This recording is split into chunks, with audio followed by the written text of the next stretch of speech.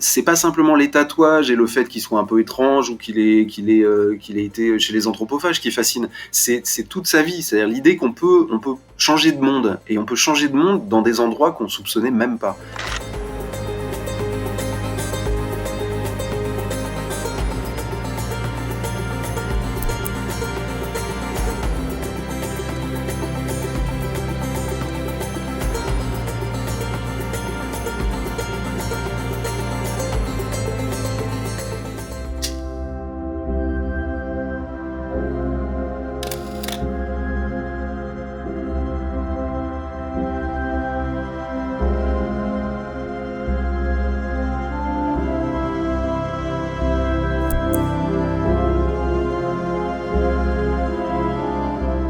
En fait, je pense que son intégration tient au fait que c'est non seulement sa survie qui en dépend, mais c'est aussi parce que, ça marche. Il acquiert une position qui est une position, à la fois celle de l'étranger au départ, donc ça lui permet de s'installer, et ensuite celle, respectée du guerrier. Il s'installe dans une tribu, il a une maison, il peut se construire une maison, il a une famille, il se marie, il a des enfants. Ça lui donne une stabilité dans son existence qu'il n'avait pas jusque-là.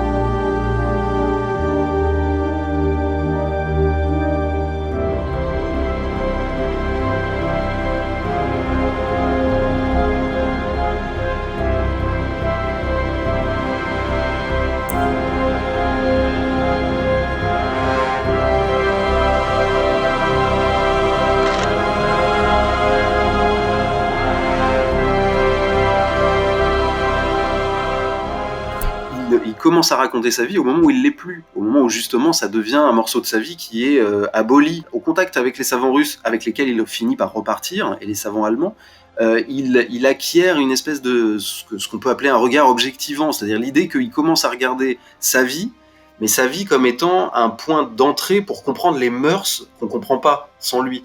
Et donc il devient une espèce d'informateur vivant parce il est devenu celui qui peut le raconter de l'intérieur, parce que non pas parce qu'il est venu l'étudier, mais parce qu'il a été obligé de l'apprendre et de l'incorporer.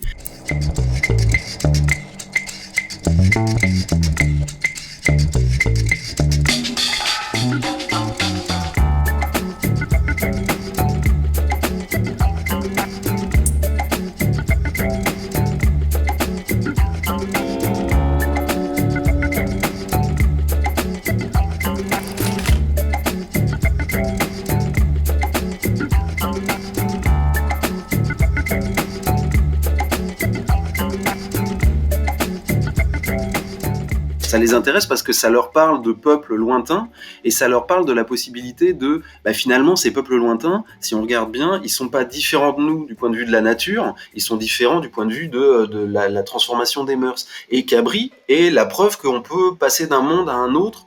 On le présente comme étant un prince sauvage, c'est-à-dire on peut être à la fois un occidental et devenir un sauvage, et ensuite revenir pour raconter la vie des sauvages.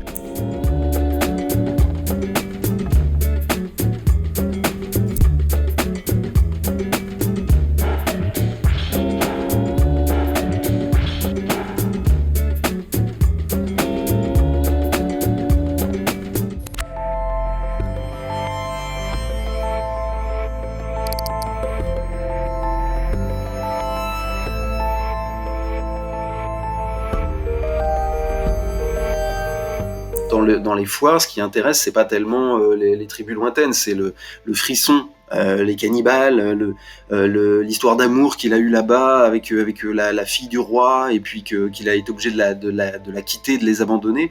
Donc c'est plus le côté populaire qui fera un espace de possibilité pour sa vie.